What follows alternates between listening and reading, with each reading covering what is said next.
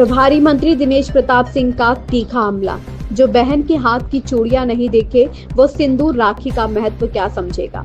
कुशीनगर दौरे पर पहुंचे उत्तर प्रदेश सरकार के प्रभारी मंत्री दिनेश प्रताप सिंह ने आज कांग्रेस और समाजवादी पार्टी पर जबरदस्त प्रहार किया। ऑपरेशन सिंदूर और ऑपरेशन महादेव को लेकर कांग्रेस और सपा के सवालों पर मंत्री ने तीखा जवाब दिया। राहुल गांधी का हमला।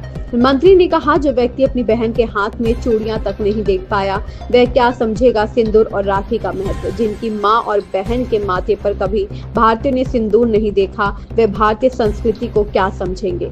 बहनों के सम्मान पर भावुक बयान।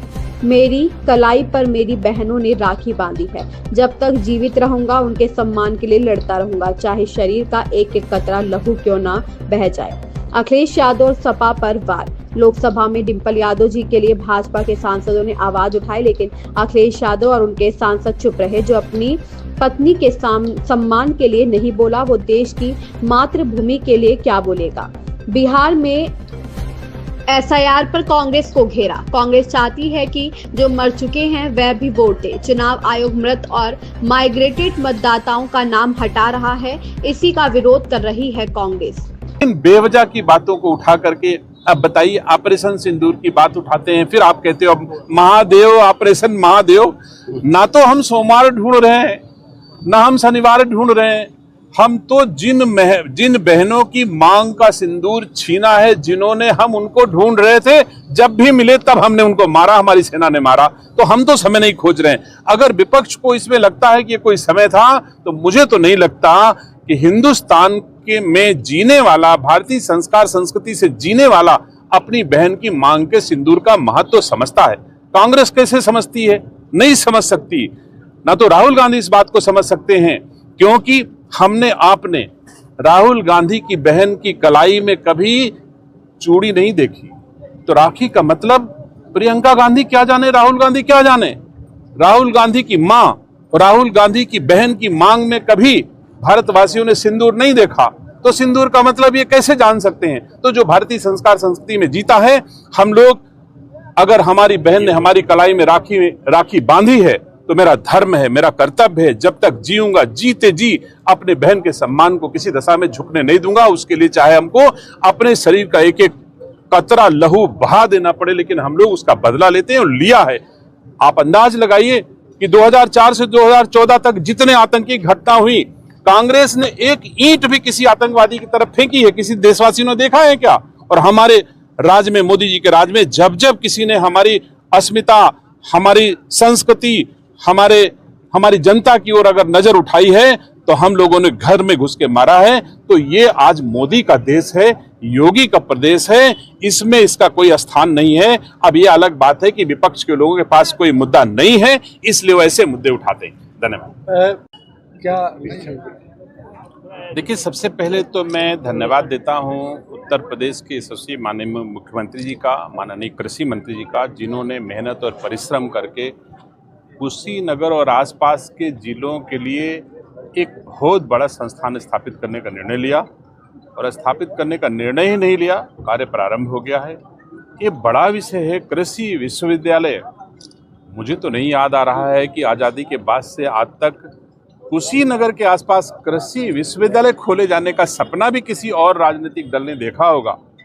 तो सबसे पहले तो मैं अपने माननीय मुख्यमंत्री जी और कृषि मंत्री जी को धन्यवाद देता हूं। अब हम लोग की जिम्मेदारी बनती है, हमारी माननीय विधायक गण हैं, हमारे पार्टी के माननीय जिलाध्यक्ष जी हैं, कि सब लोग मिल करके इस काम को गुणवत्तापरक, अच्छा और समयबद्ध तरीके से हो जाए, जिससे लंबे अरसे तक ये इस क्षेत्र के नहीं बल्कि पूरे संपूर्ण उत्तर प्रदेश के लोगों के लिए एक अच्छा शिक्षा का केंद्र बनेगा। इससे जहां बच्चे स्नातकोत्तर होकर के आगे निकलेंगे, वही नई नई खेती का भी संवर्धन करेंगे। नए तरीके से हमको बहुत सारे काम, जो आज के ज़माने में, अब तो युग एकदम से बदल रहा है, बड़ी तेज़ी से एआई का ज़माना है, तो मैं समझता हूं और हाईटेक शिक्षा की जरूरत है। उसी और हमारे उत्तर प्रदेश के माननीय मुख्यमंत्री जी का प्रयास है। इस सवालों का जवाब अगर हम दें तो मुझे लगता है विपक्ष ने लोकसभा के बैठक आहूत होने से पहले उन्होंने कहा कि मुझे 2 विषय पर लोकसभा में चर्चा करनी है, एसआईआर पे और ऑपरेशन सिंदूर पे। हमारी सरकार ने कहा बिल्कुल जितना समय आपको चाहिए उतना समय हम चर्चा के लिए तैयार हैं। अब जब चर्चा के लिए स्वीकार हो गया, चर्चा स्वीकृत हो गई तो चर्चा से भाग रहे हैं। मैं पूछना चाहता हूं, आप सब जागरूक लोग हो, मुझे बता दो कि संसद में आज की तारीख में जब से चल रही हो क्या रहा है। संसद में जिसके लिए सांसद चुन करके संसद में जाके बैठे हैं, क्या उसके लिए कभी कोई बात उठाई है?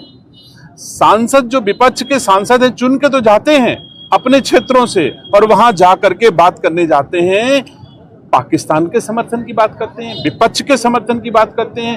क्यों एसआईआर हो इस पर बात करते हैं? आप मुझे बताओ, एसआईआर से हानि बताइए। अगर चुनाव आयोग को कांग्रेस ये कहे कि जो लोग मर गए उनका वोट डलवाओ, तो क्या चुनाव आयोग डलवा सकता है? उन्हीं लोगों के तो मतदाता सूची से नाम निकाले जाने का प्राविधान किया गया है जो किन्हीं कारणों से उपलब्ध नहीं है, चाहे उनका निधन हो गया हो और चाहे वो माइग्रेट हो गए हो, कहीं चले गए हो, अथवा उनका कई जगह मतदाता सूची में उनका नाम है, तो भी ऑप्शन दिया गया है कि आप आइए 1 महीने के भीतर। अगर आपको लगता है कि आपको कोई आपत्ति है तो आपत्ति दीजिए, हम उस आपत्ति का निस्तारण करके अगर गलत है तो मैं आपका नाम निर्वाचक नामावली में ऐड करूंगा। ऐसा चुनाव आयोग ने कुछ कहा नहीं। लेकिन प्रेमानंद महाराज ने भी आज देखिए, हम जिस संस्कृति को जीते हैं, आप साक्षी हो, लोकसभा में अभी भारतीय जनता पार्टी की महिला सांसदों ने श्री अखिलेश यादव जी की पत्नी सांसद श्रीमती डिम्पल यादव के सम्मान की बात भी उठाई। किसने उठाई? भारतीय जनता पार्टी की सांसदों ने उठाई। अखिलेश यादव और उनकी पार्टी ने खुद नहीं उठाया कि उनका वोट न चला जाएगा। अगर वो अपनी पत्नी के सम्मान के प्रति सजग नहीं हैं तो भारत की मातृभूमि के प्रति कैसे सजग हो सकते हैं? लेकिन भारतीय जनता पार्टी मातृभूमि के प्रति भी सजग है, अपनी अस्मिता, अपने सम्मान, अपने संस्कारों के प्रति सजग है। उसमें चाहे जिस धर्म की बहन बेटी हो, चाहे जिस जाति की धर्म बेटी हो, हम उसके सम्मान के लिए लड़ते हैं। और ये कल का परसों का पार्लियामेंट आप देख लीजिए कि श्रीमती डिम्पल यादव जी के लिए भारतीय जनता पार्टी की सांसदों ने आंदोलन किया, लड़ाई लड़ी, खड़ी हुई उनके साथ, लेकिन स्वयं अखिलेश यादव और समाजवादी पार्टी का एक सांसद इस पर नहीं बोला है। तो आप जो भी को बात मैंने वही कह दी जो आप कहना चाहते हो। मैं किसी की बहन बेटी के सम्मान में भारतीय जनता पार्टी सदैव खड़ी है, इतना मैं जानता हूं। कौन क्या कहता है उसके बारे में वो जाने। देखिए, सबसे पहले तो मैं धन्यवाद देता हूं उत्तर प्रदेश के यशस्वी माननीय मुख्यमंत्री जी का, माननीय कृषि मंत्री जी का, जिन्होंने मेहनत और परिश्रम करके कुशीनगर और आसपास के जिलों के लिए एक बहुत बड़ा संस्थान स्थापित करने का निर्णय लिया। और स्थापित करने का निर्णय ही नहीं लिया, कार्य प्रारंभ हो गया है। ये बड़ा विषय है, कृषि विश्वविद्यालय। मुझे तो नहीं याद आ रहा है कि आज़ादी के बाद से आज तक कुशीनगर के आसपास कृषि विश्वविद्यालय खोले जाने का सपना भी किसी और राजनीतिक दल ने देखा होगा। तो सबसे पहले तो मैं अपने माननीय मुख्यमंत्री जी और कृषि मंत्री जी को धन्यवाद देता हूं। अब हम लोग की जिम्मेदारी बनती है, हमारे माननीय विधायक गण हैं, हमारे पार्टी के माननीय जिलाध्यक्ष जी हैं, कि सब लोग मिल करके इस काम को गुणवत्तापरक, अच्छा और समयबद्ध तरीके से हो जाए, जिससे लंबे अरसे तक ये इस क्षेत्र के नहीं बल्कि पूरे संपूर्ण उत्तर प्रदेश के लोगों के लिए एक अच्छा शिक्षा का केंद्र बनेगा।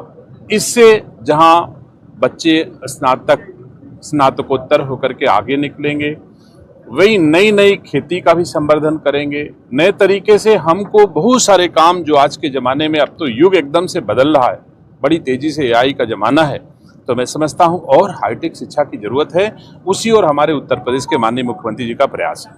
अभी कल संसद में जो महादेव ऑपरेशन हुआ था उस पर सवाल उठाया गया है, उसकी टाइमिंग को लेकर विपक्ष कह रहा है कि ये टाइमिंग सोमवार के दिन हुआ, इससे पहले क्या करें? अब देखिए, विपक्ष